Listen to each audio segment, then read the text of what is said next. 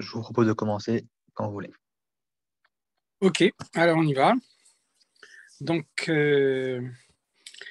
nous allons étudier ensemble ce soir le chapitre 47 du Tanya, qui est d'actualité puisqu'on parle ici de sortie d'Égypte. Aujourd'hui, c'est Yisro Chag. Et on voit que justement ce concept de sortie d'Égypte est une idée fondamentale de la Chassidoute.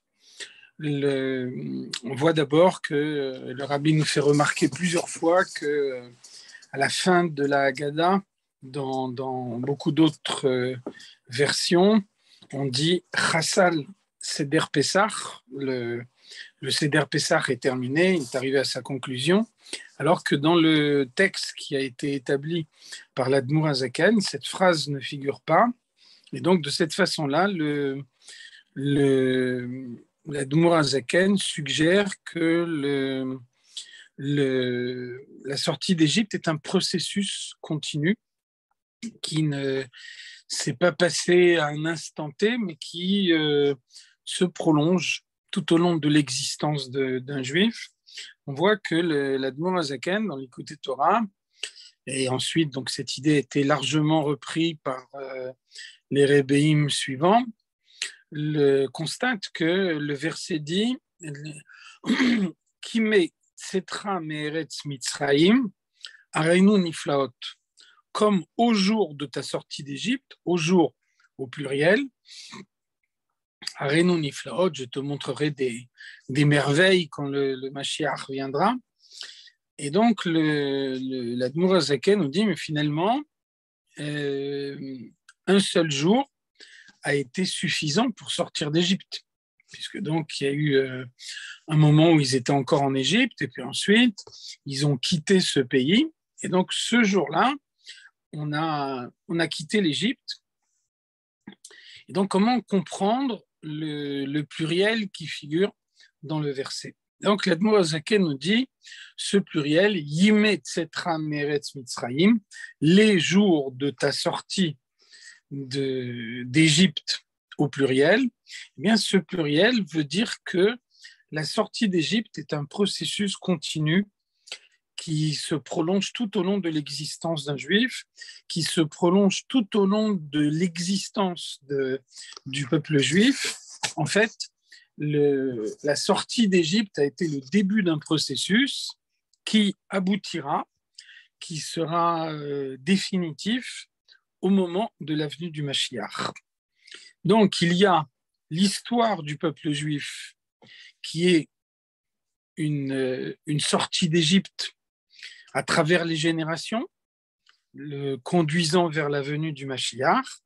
Et puis, il y a l'existence d'un juif dans la dimension personnelle, qui est également une sortie d'Égypte, puisque chaque jour doit nous permettre de nous libérer de ce qu'a été la veille, de ce qu'on a pu accomplir la veille, qui est donc toujours considéré comme l'Égypte par rapport au lendemain.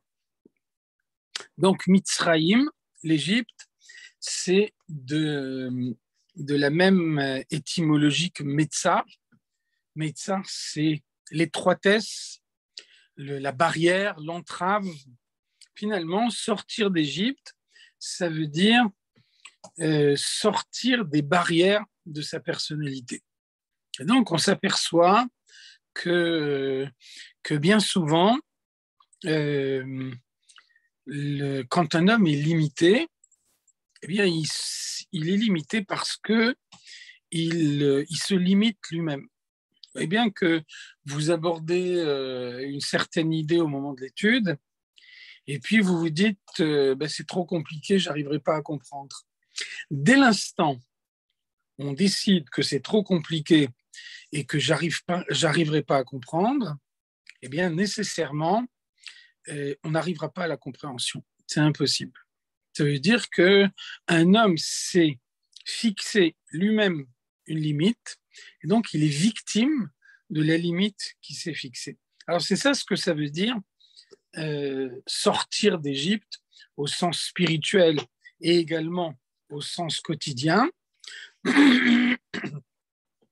c'est diagnostiquer les limites de sa personnalité qu'on s'est fixé soi-même et ensuite parvenir à sortir de ces limites, à s'en libérer. Alors on voit qu'au début de ce chapitre 47 du Tanya, l'Admour HaZaken cite la Gemara qui nous dit Bechol dor vador, dans chaque génération, Chayav Adam lirot atzmo keilu yatsa mimitzrayim, un homme doit se considérer comme s'il était lui-même sorti d'Égypte. Alors donc, sur cette citation de la Gemara, 3 points. La Gemara dit Bechol dor vador, dans chaque génération.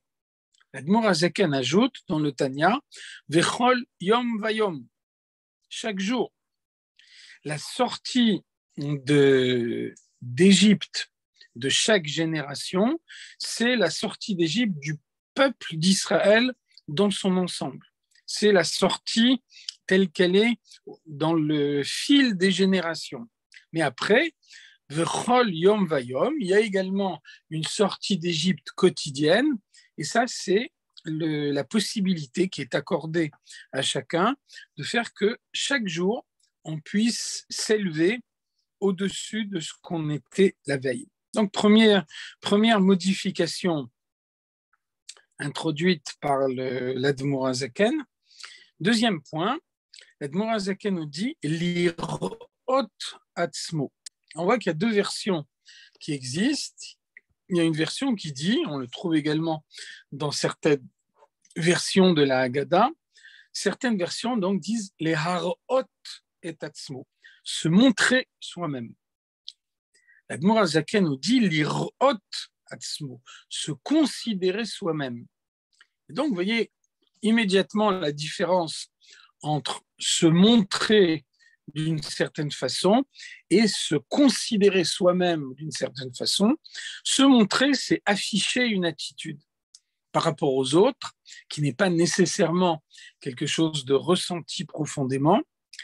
L'irot et atzmo, c'est au contraire le ressentir profondément, vivre soi-même cette libération. Et enfin, 3e point qu'on peut voir dans cette citation de la Gemara, la Gemara nous dit qu'Ilu hu yatsa mimitzrayim. Un homme doit se considérer comme s'il était lui-même sorti d'Égypte.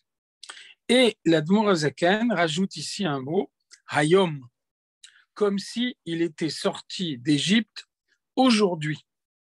Et donc, bien que l'Admour HaZaken a déjà dit au préalable Vechol Yom Vayom, la sortie d'Égypte est quotidienne, alors il insiste sur cette idée, Hayom, aujourd'hui même, il faut que je sorte de mon Égypte personnelle.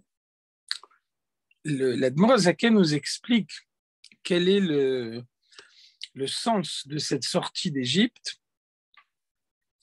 L'Admour HaZaken nous dit la sortie d'Égypte de l'homme au sens spirituel, au sens quotidien, c'est la libération de l'âme divine des entraves qui lui sont imposées par l'âme animale. L'âme divine se trouve à l'intérieur de la personnalité, l'âme animale l'entoure de toutes parts. L'âme divine et l'âme animale sont 2 cercles concentriques. Donc l'âme divine est limitée par l'âme animale. Et donc le but, c'est de faire en sorte que cette âme divine se libère de l'âme animale. Elle ne peut pas s'en libérer totalement.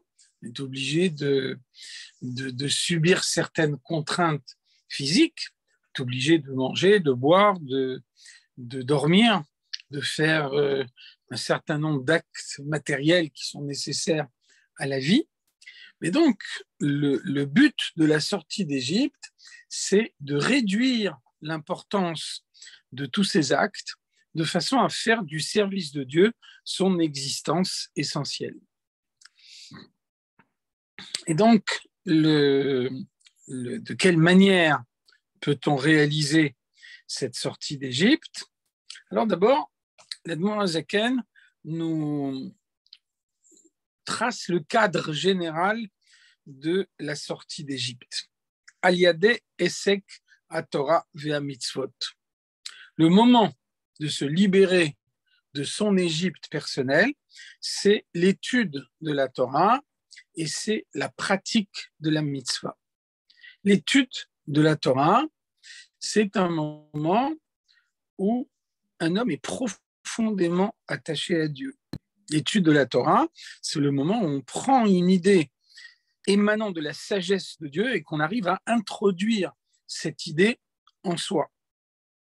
La Torah est par nature quelque chose qui nous dépasse complètement. Et donc, les idées de la Torah que nous parvenons à comprendre, c'est finalement un don de Dieu qui nous a été accordé pour que, grâce à cette notion, nous puissions nous attacher profondément à lui. Donc, le moment de la Torah, c'est le moment de cette sortie d'Égypte. C'est le moment de cette libération totale. Le Rabbi nous explique, dans l'une de ses sikhot, le Rabbi nous dit comment il se manifeste concrètement cette sortie d'Égypte de l'étude de la Torah. Bien, le Rabbi nous dit, si par exemple, le Shabbat, le téléphone sonne, alors on n'a même pas besoin d'une réflexion préalable pour se dire il ne faut pas décrocher le téléphone pendant Shabbat.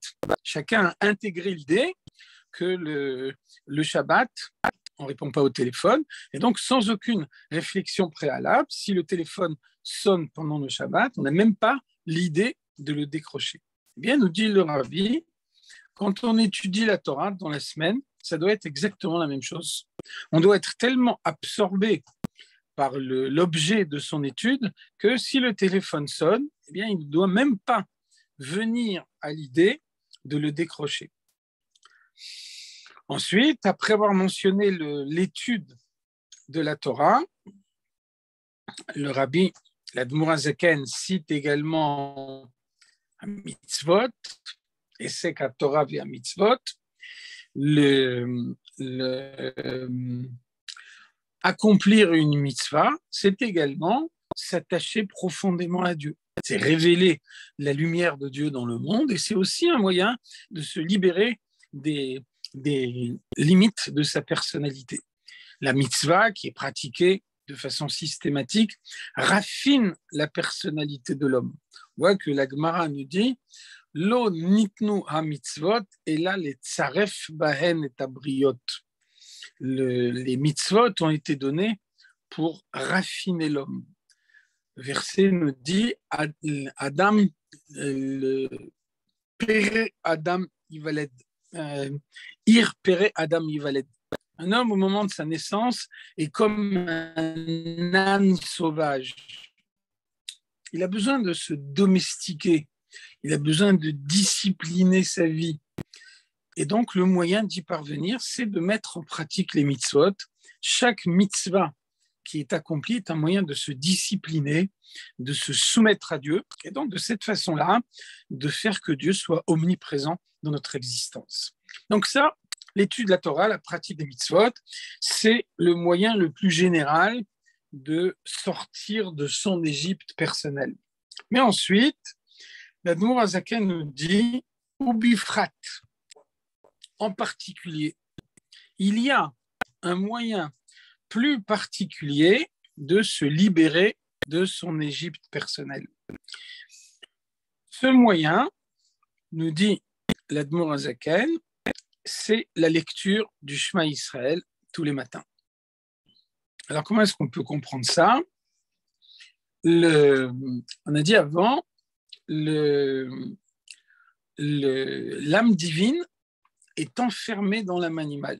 elle subit le cocon de l'âme animale qui la limite.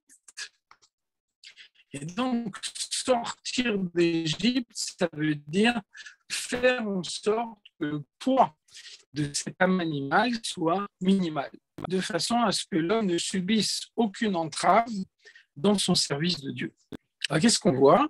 On voit que pendant la nuit, quand un homme dort, eh bien, son âme quitte son corps. Son âme divine quitte le corps. L'âme animale est beaucoup plus forte.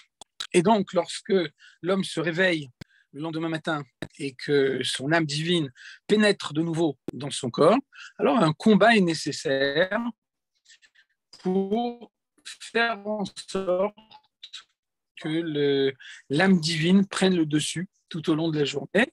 Entre-temps, donc, dans la nuit, elle a quitté le corps, ce qui fait que même si la victoire a été obtenue la veille, eh bien, il n'est pas évident que cette victoire sera obtenue aujourd'hui. En tout cas, tous les acquis de la veille ne se reportent pas au lendemain. Vous voyez ici une idée très importante qui est soulignée par la Chassidoute, c'est que le Shema Israël est le point central de la Tfila.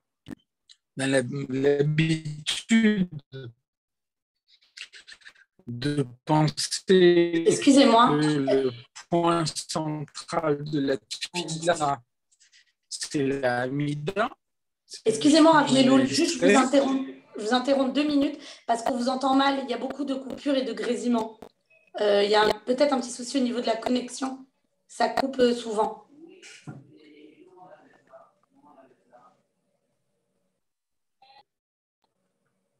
Oui, je sais pas ce que je peux faire. Bon. A priori, Vous avez une bonne connexion? Bon. je pense, oui. Ok. Ça va mieux? Non? C'est pas pareil? Alors, ça coupe un petit peu. Bon, allez-y et puis on va voir la suite. Vous me dites? On va voir la suite. Ok, ouais. Ok.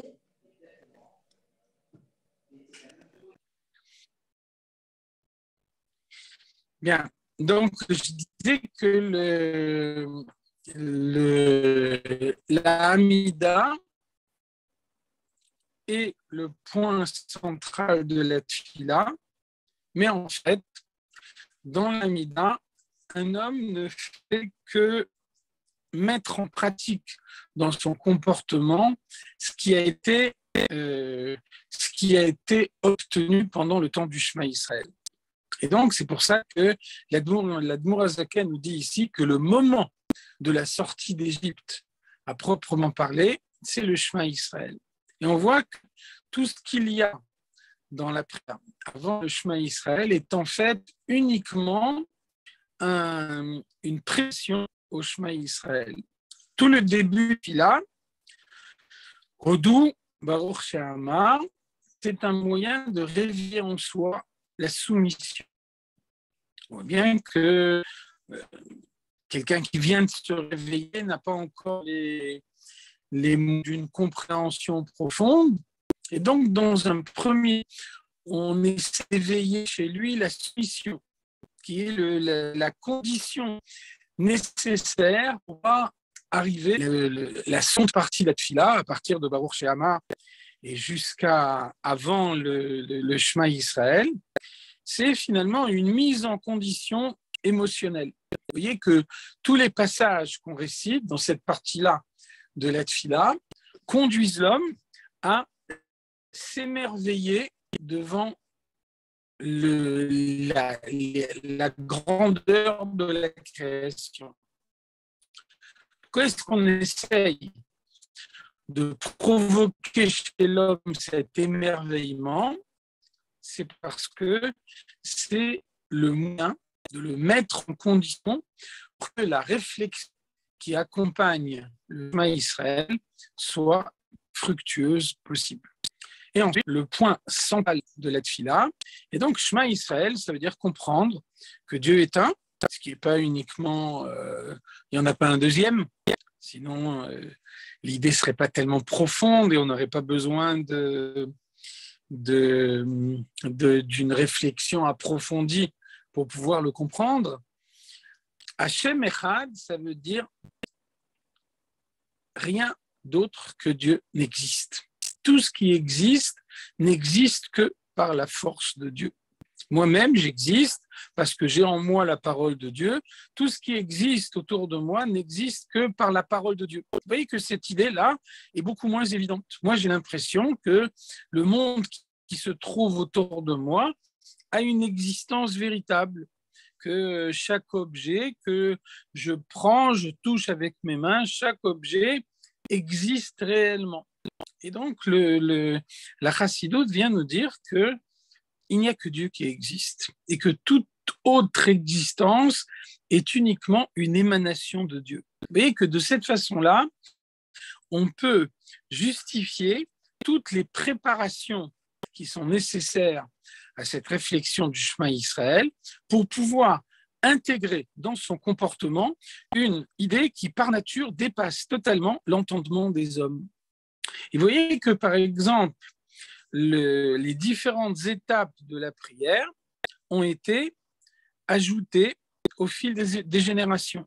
Au début, dans un premier temps, les gens pouvaient dire le Shema Israël directement, sans passer par toutes les prières que nous disons avant. Pourquoi ? Parce que l'élévation morale des gens leur permettait, avec une réflexion sommaire, d'arriver à transformer leur comportement pour toute la journée. Ensuite, lorsque les générations ont baissé et que pour pouvoir arriver à la prise de conscience, eh bien, on a besoin d'une réflexion plus soutenue, eh bien, les Chachamim ont rajouté à la prière cette mise en condition qui permet, parvenu au moment où l'idée doit rentrer, pouvoir l'intérioriser profondément. Donc, ceci nous permet de prendre pourquoi le Shulchan Aruch nous interdit tout travail avant la prière, nous interdit avant la prière. Et bien, toutes les actions matérielles qu'un homme peut dans ce monde n'ont de valeur que dans la mesure où un homme, par son esprit, est parfaitement attaché à Dieu. C'est alors que, en menant cette action matérielle, il fait en sorte que la présence de Dieu s'introduise dans la matière du monde. Et donc, celui qui a donc une âme animale ayant une force accrue du fait de l'âme divine qui s'est retirée pendant toute la nuit, cet homme-là est incapable d'introduire la sainteté dans les objets matériels. Et donc, toute action matérielle qui pourrait mener à ce moment-là aurait nécessairement un résultat négatif. Parce qu'un homme, chaque fois qu'il accomplit quelque chose dans le monde, doit agir pour bâtir la résidence de Dieu dans le monde. Et donc, il est clair qu'on ne peut le faire qu'après la prière. Donc, c'est toute l'importance de la prière et c'est la raison pour laquelle la première action de la Gemara, c'était Tfilati Smucha Lemitati. Ma prière est juste au moment du lever. Dès que je me lève, la prière est ma première activité parce que c'est cette activité qui permet d'introduire profondément en soi la présence de Dieu. Et donc, c'est ce que l'Admour HaZaken appelle ici la sortie d'Égypte.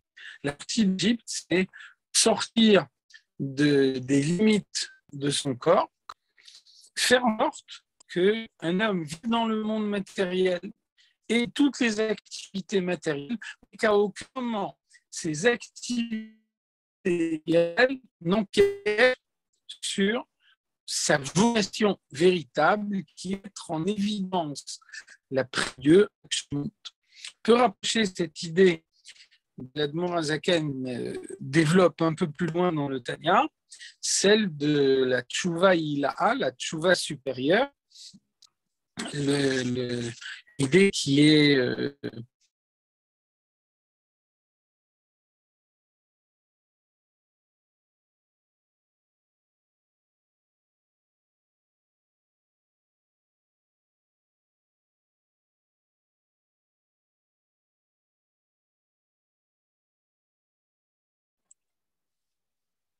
Vous m'entendez là?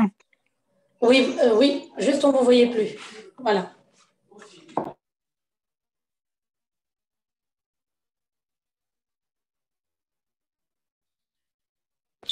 Voilà, c'est bon là. Donc, l'Admor Hazaken a dit à son époque, le Mashiach élèvera les dîmes au niveau de la Tchouva. Et donc, les opposants à Arsidoute, à l'époque, ont trouvé que cette affirmation était particulièrement vexante. Un tzaddik, c'est quelqu'un qui ne fait pas de doute. Ça veut dire élever un tzaddik au niveau de Baal Tchouva. Est-ce que ça n'est pas suggéré le fait que le tzaddik commet des fautes? Donc, l'Admor Hazaken explique que la tchouva comme répare faute, c'est uniquement la tchouva, c'est-à-dire finalement un préalable à la tchouva. Mais la tchouva véritable, c'est l'unification.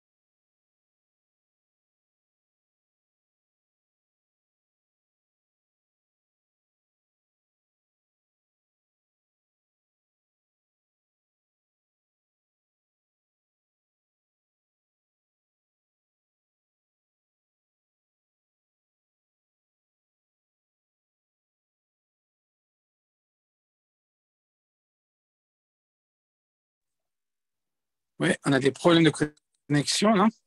Donc, on peut attendre cette forme de tchouva à la fois de celui qui est un tzaddik et de celui qui n'est pas un tzaddik. Alors finalement, c'est ce que l'Admor Hazaken nous explique dans ce chapitre 47 du Tanya. Finalement, la sortie d'Égypte quotidienne, c'est en quelque sorte vit dans le monde, a une activité physique, mange, boit, dort, fait tout ce qui est nécessaire pour assurer son existence quotidienne, mais malgré tout, son âme reste attachée à Dieu comme elle l'était là-haut, et il ne subit pas les limites de la matière du monde.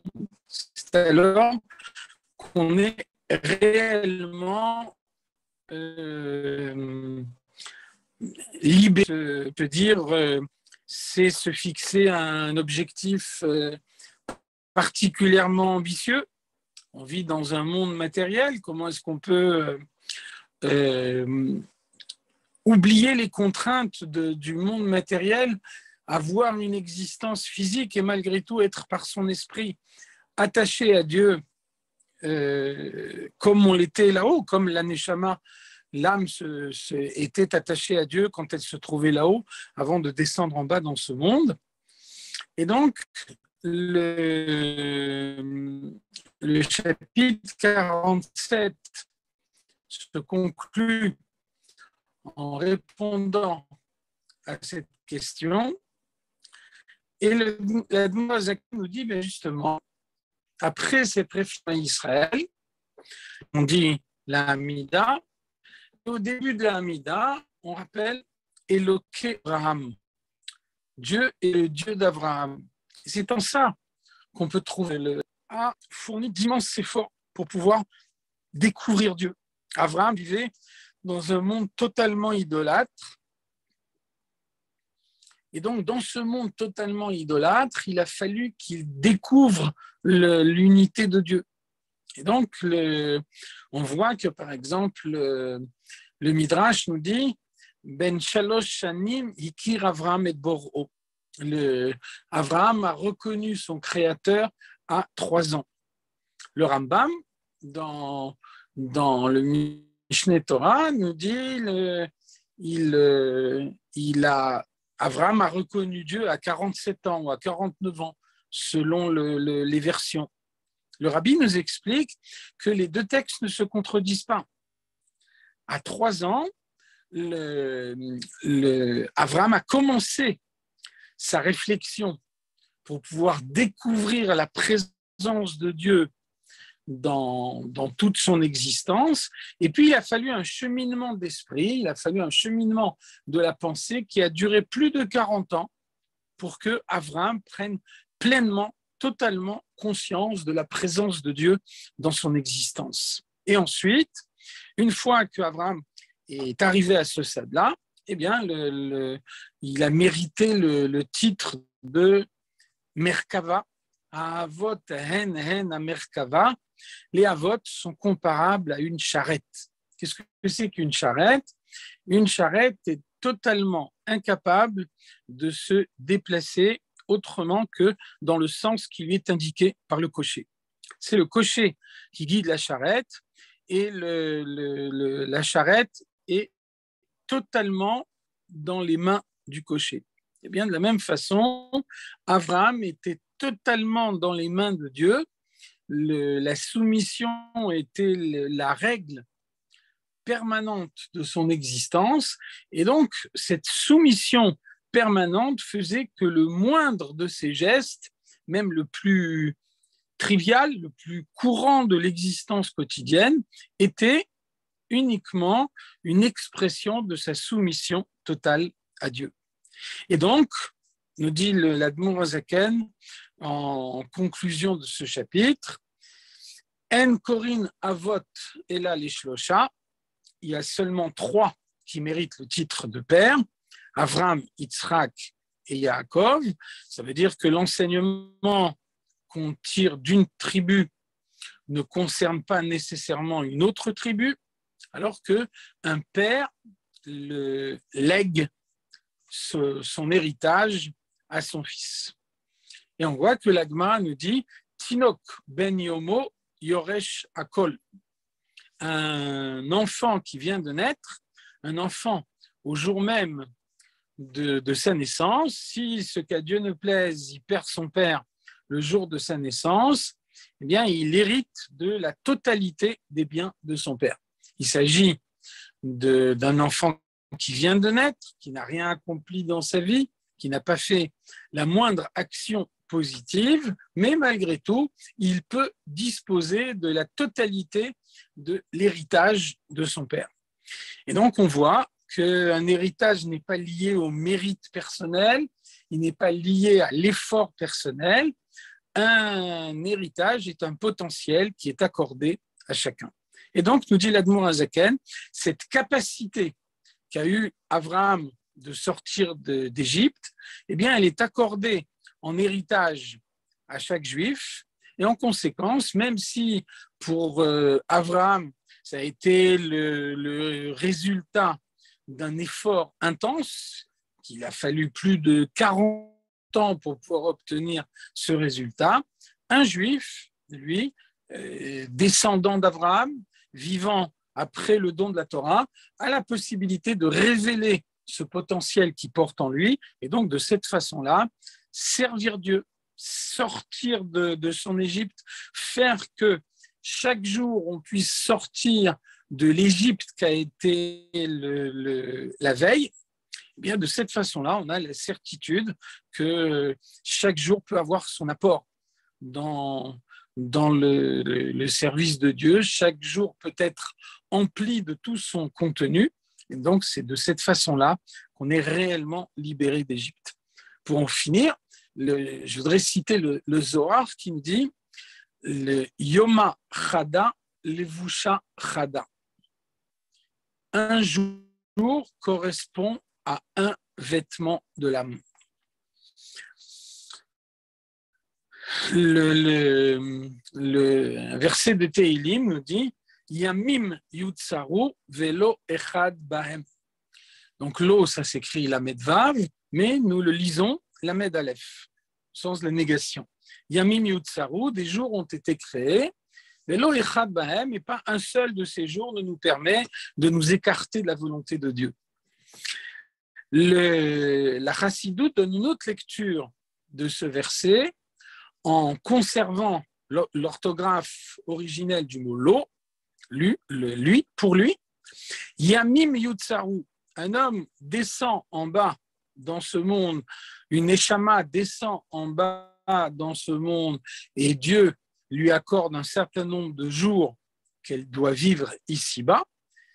Cette Neshama, se trouvant dans le corps, vivra exactement le nombre de jours qui lui a été fixé par Dieu. Vélo, et par son intermédiaire, Echad Bahem. Dieu doit s'introduire dans chacun des jours de son existence. C'est le sens de ce que dit le Zohar. Yoma Chada, le Vusha Chada, chaque jour correspond à un vêtement de l'âme. L'âme doit retourner là-haut en ayant le nombre de vêtements spirituels qui correspondent au nombre de jours que Dieu lui a accordé pour vivre dans ce monde quand elle est descendue ici-bas. Et donc, une mitzvah est toujours liée à un temps, toujours liée à une journée. La mitzvah qui se présente aujourd'hui fait partie de la sortie d'Égypte d'aujourd'hui. Et donc, demain, ce sera une autre forme de sortie d'Égypte, une étape supérieure. Et donc, la mitzvah d'aujourd'hui, qui fait partie de la sortie d'Égypte d'aujourd'hui, n'aura plus sa place dans la sortie d'Égypte de demain. Ce qui fait que si la mitzvah n'a pas été accomplie aujourd'hui, eh bien, elle est perdue définitivement. Elle manquera dans le vêtement que l'âme doit revêtir ce jour-là. Donc voilà ce que le chapitre 47 du Tanya nous explique, et que ce sont des idées fondamentales extrêmement importantes qui sont développées dans la Chassidoute.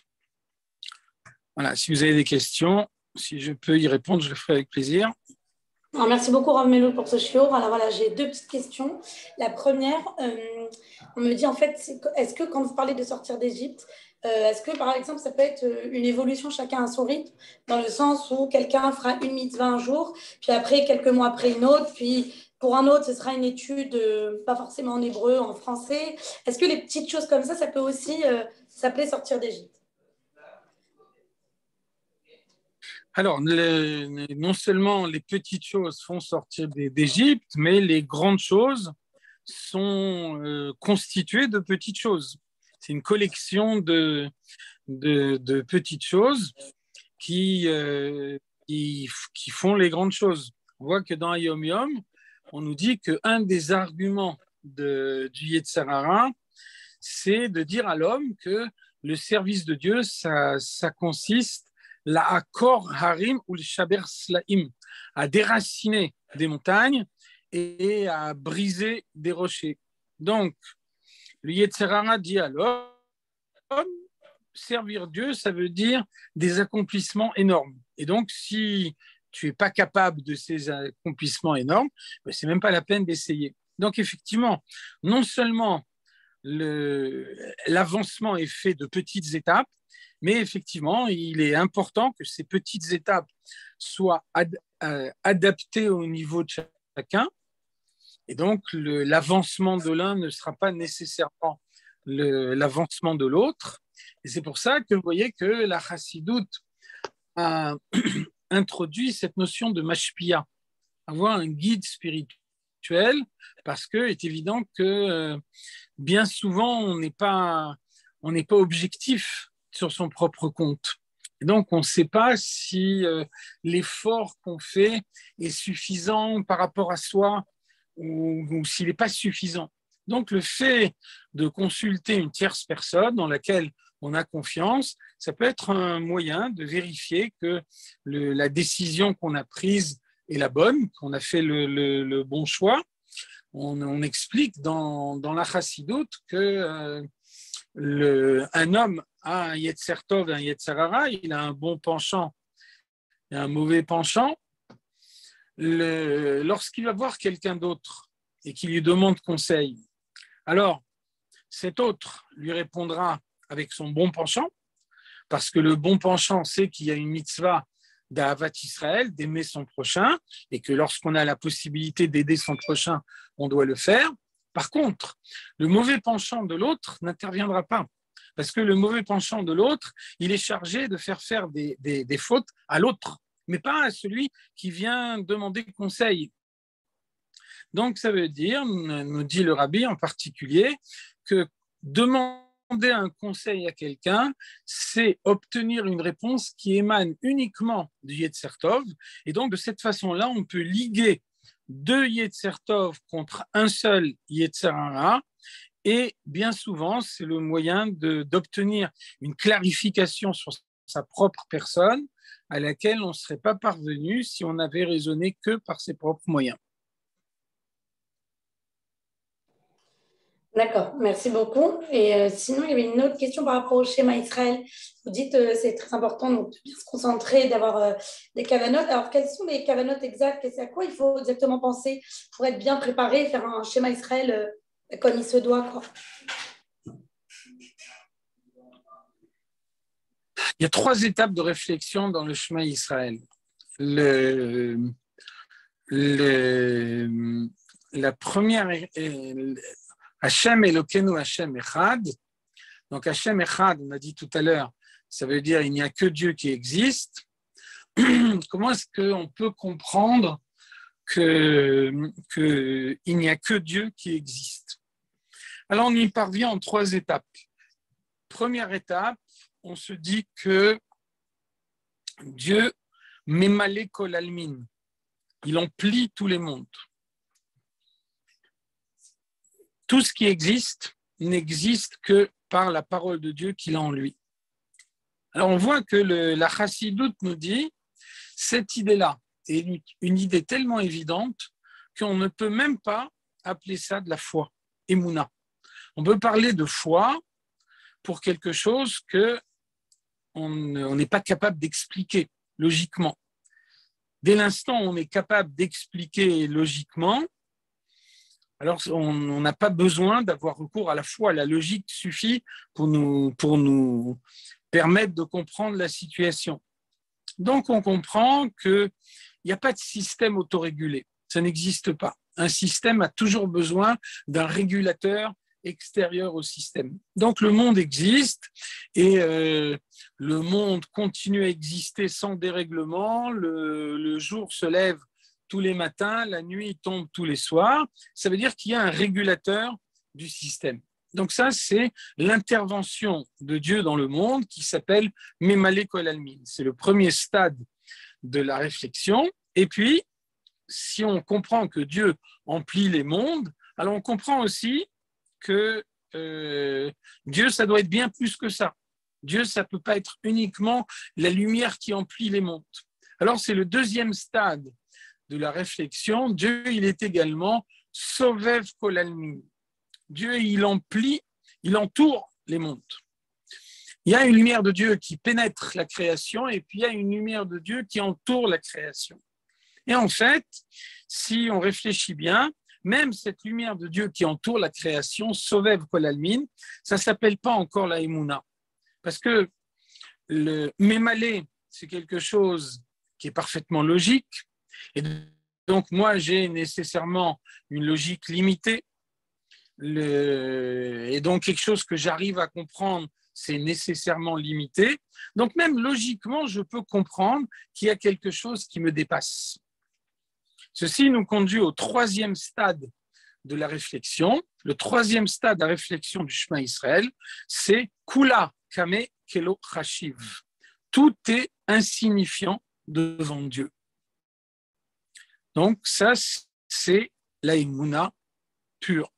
Ça, c'est la foi véritable. Je regarde autour de moi, je vois un monde qui existe, un monde qui est fort. Eh bien, tout ça n'est en réalité qu'une apparence. Il n'y a que Dieu qui existe, il n'y a que Dieu qui possède l'existence véritable. Et donc, hormis l'existence de Dieu, tout est totalement insignifiant. Et donc, arriver à introduire en soi, pendant le Shema Israël du matin, cette idée, tout est insignifiant devant Dieu. Et il n'y a que Dieu qui possède l'existence véritable, c'est un moyen tout au long de la journée de vivre différemment.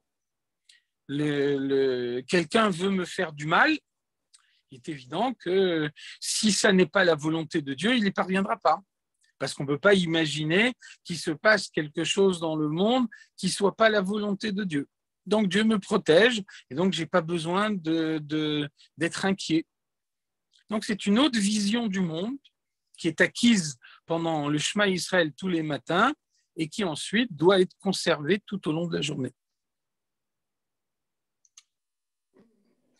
D'accord, mais écoutez, merci beaucoup. Bon, a priori, il n'y a pas d'autres questions. Donc, voilà, je vous remercie pour ce cours. Et puis, si Dieu veut, on se retrouvera pour le prochain cours en mai, Bezrat Hashem. Merci beaucoup à tout le monde. Et merci beaucoup à vous. Et voilà, Kol Tov et que des bonnes nouvelles pour tout le monde, si Dieu veut. Amen. Kol Tov et à bientôt. Merci, au revoir.